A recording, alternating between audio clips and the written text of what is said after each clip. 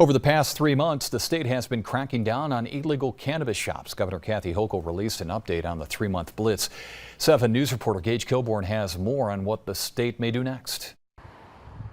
The past 3 months, illegal cannabis shops across the state have been getting shut down.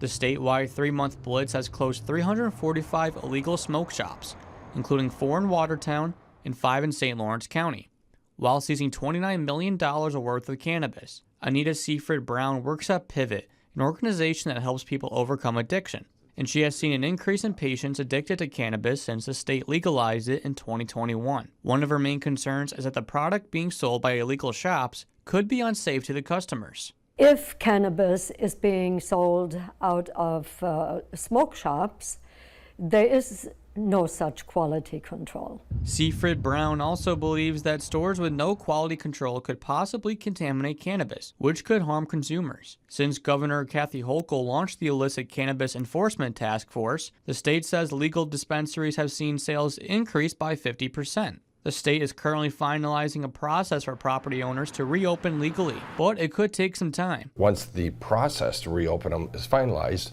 they have to go through all of this application process.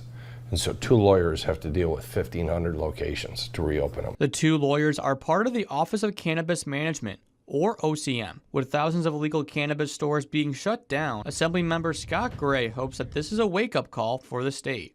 We're investing a lot of money in this industry, cannabis, and we're doing it and we're failing miserably at it. Gray is going to propose a bill this year to set more state regulations on legal smoke shops and dispensaries, including where they can open up. Gage Kilborn, 7 News.